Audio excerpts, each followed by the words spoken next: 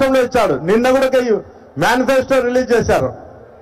సామాన్య ప్రజలకు ఏదైతే అవసరం ఉంటుందో ఆ అవసరం నిమిత్తమే ఈరోజు మేనిఫెస్టో రిలీజ్ చేసి ప్రజల కళలు నిజం చేశాడని ఈ సందర్భంగా మీకు అందరికీ తెలియజేస్తున్నా.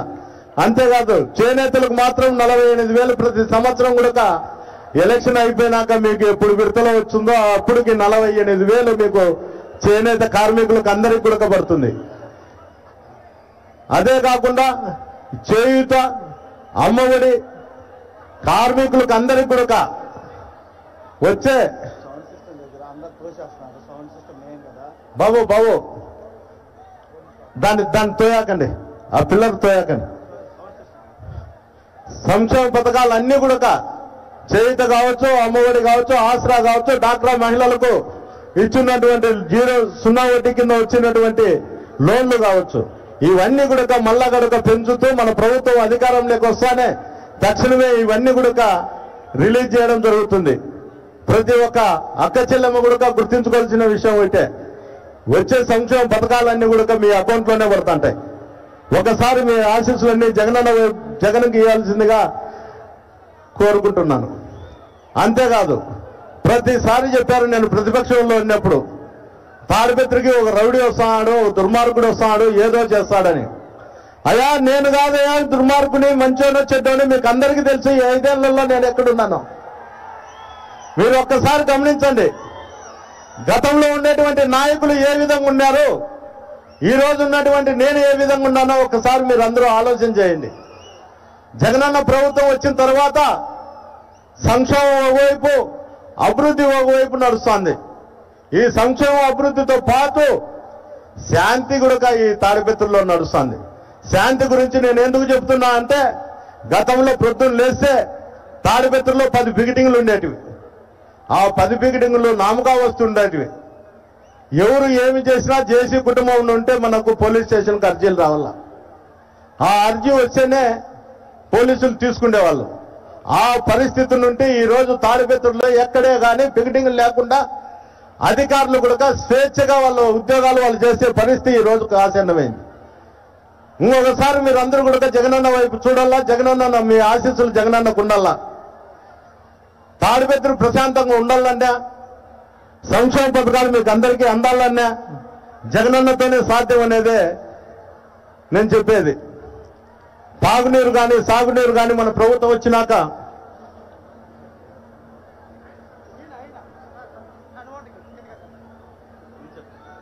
సాగునీరు కానీ తాగునీరు కానీ నేను వచ్చిన తర్వాతనే, ఈ ప్రభుత్వం వచ్చిన తర్వాతనే ఇవ్వడం జరిగింది. పెండేకల్లు కానీ, ముచ్చుకోట కానీ, చాగల్ రిజర్వాయర్ కానీ నీళ్లు ఇవ్వడం జరుగుతుంది.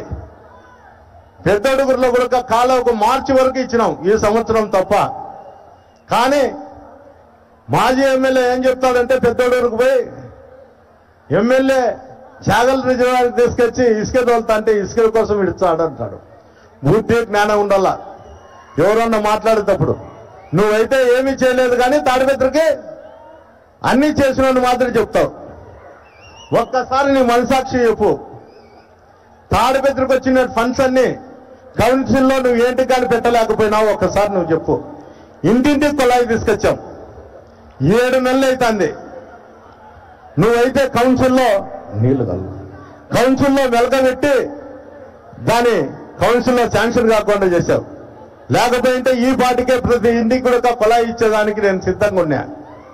మళ్ళా కూడా ఈ ప్రభుత్వం వస్తుంది, నీళ్ళు ఈ ప్రభుత్వం వస్తుంది, మళ్ళా కూడా మనం ఎమ్మెల్యేగా గెలిచబోతున్నాము. మీ అందరి ఆశీస్సులతో ఖచ్చితంగా ఎలక్షన్ కౌంటింగ్ అయిపోయిన 3 నెలలకే మనం ఖచ్చితంగా కూడా ఇంటింటి కొలాయి ఇచ్చి తీర్తామని కూడా ఈ సందర్భంగా మీకు అందరికీ తెలియజేస్తున్నాం. అయ్యా మీరు ఆలోచన చేయాల్సినది ఒక్కటే, ఎవరి వ్యక్తిత్వం ఎలాంటిదో ఒకసారి ఆలోచన చేయండి. గతంలో ఏ విధంగా ఉన్నది, ఈ రోజు ఏ విధంగా ఉన్నది అనేది ఒకసారి ఆలోచన చేయండి. గత పాలకులు ఏ విధంగా ఉన్నారు, ఈ రోజు ఏ విధంగా ఉన్నారు అనేది ఒకసారి మీరు ఆలోచన చేసే సమయం కూడా ఆసన్నమైంది.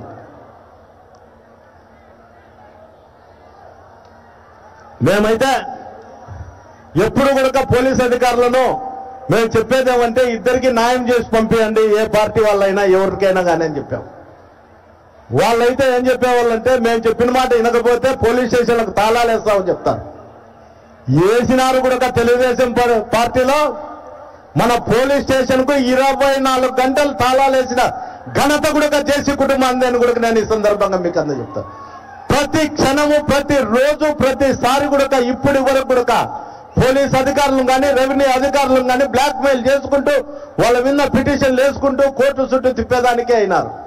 అధికారులను బ్లాక్ మెయిల్ చేసుకొని వాళ్ళని లొంగపెరుచుకొని ఏదో రూపకంగా ఇక్కడ అక్రమాలకు అన్యాయాలకు ఆజ్యం పోయాలనే ఆలోచన వాళ్ళకుంది. అదే ఆలోచన నాకున్నింటే ఈ రోజు తెలుగుదేశం కార్యకర్తలు, నాయకులు ఎవరు కూడా తాడిపత్రి ప్రాంతంలో కూడా మనశ్శాంతి కూడా ఉండేవాళ్ళు కాదు. నేను మీ అందరి శ్రేయస్సు, అన్ని పార్టీలు శ్రేయస్సు కోరి నేను తాడిపత్రిలో శాంతికి నిర్వచనం అంటే కేతిరెడ్డి అనే కూడా చెప్పే పరిస్థితికే ఈ రోజు తాడిపత్రిలో తీసుకురావడం జరిగింది. మీరందరూ ఆలోచన చేయండి.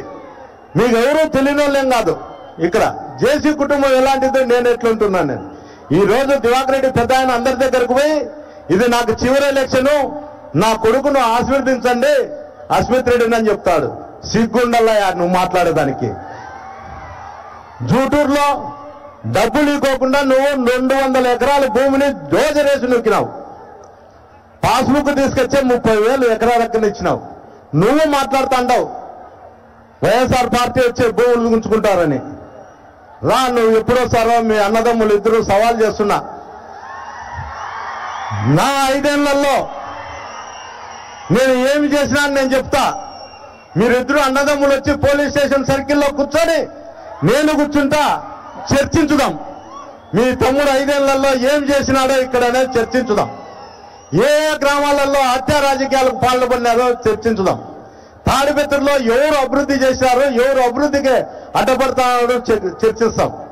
ఈ రోజు తాగునీరు ఇయ్యాలన్నా కూడా, సాగునీరు ఇయ్యాలన్నా కూడా ప్రతి దానికి రాజకీయాలు చేసే పరిస్థితి ఈ రోజు తాడిపత్రిలో ఉంది. నేను ఎంతో ఓర్పుతో మీ అందరూ చేసుకొని నేను ఇక్కడ నడుచుకుంటాన్నా. ప్రజలందరూ బాగుండాలా ఈ కాన్షియన్స్ లో అనేది నా ధ్యేయం. జగనన్న కూడా అదే చెప్తాడు, అన్నా ఎక్కడా కానీ శాంతి భద్రతలు అనేది ఉండల్లా, కాపాడు నువ్వు, తప్పకుండా మళ్ళా మనం విజయం సాధిస్తాం తాడిపత్రిలో. ఆ విజయపాట నీతోనే మొదలు కావాలా తాడిపత్రి నుండి అని. నేను ఏంటి చెప్తున్నా అంటే పదే తాడిపత్రి నుంటే విజయపాట రావాలని అంటే మనం ఇప్పుడుండే ఎమ్మెల్యేల సంఖ్య కూడా 151. మన ఎమ్మెల్యే స్థానం కూడా 151.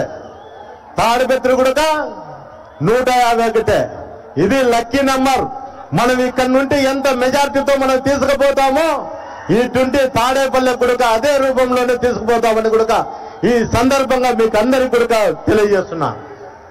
అన్నా మీరందరూ ఆలోచన చేయండి. ఏ పార్టీలకు కానీ ఎవరికన్నా కానీ నేనైతే చందాలకు ఎవరింటికి బుక్కులో పంపిలే. నేను